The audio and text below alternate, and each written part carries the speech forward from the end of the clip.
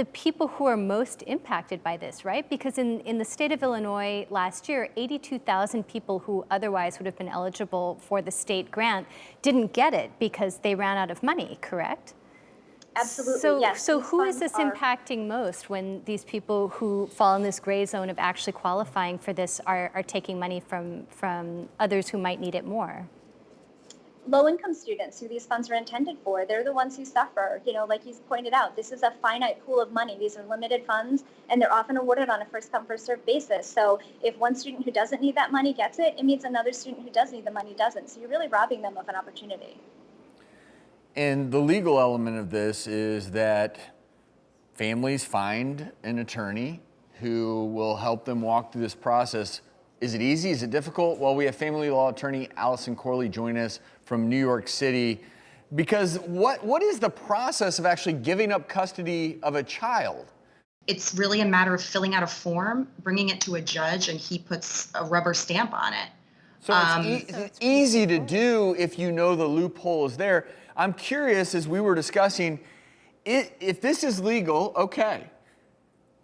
But it seems like there are risks involved as well. If you're giving up guardianship of your child, there has to be liability because somebody else is assuming the liability for this person, I assume.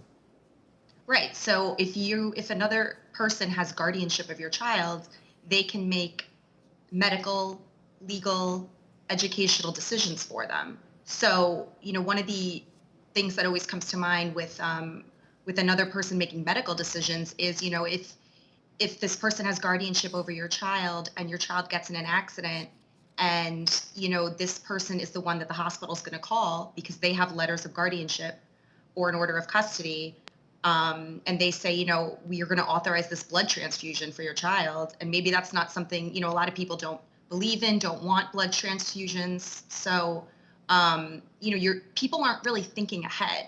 They're thinking of the short term, but not, you know, long-term problems that can arise. And I think the takeaway, Allison, from your perspective, I would hope, is that this is a misuse of the system to transfer guardianship just to get financial aid. So to you, Jill, then, I think the valid question is, what is someone who is squeezed in the middle class to do when it comes to maximizing financial aid for their child trying to attend college? I think the main thing is to keep your options open. You know, something that really struck me about a lot of these families is that the students all seemed, at least from the news reports, to be going to state flagship institutions.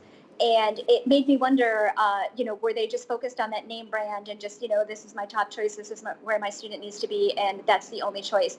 These students seem to be the type of people that many colleges would be really chasing after and trying to lure with merit-based financial aid, which isn't based on your financial need at all.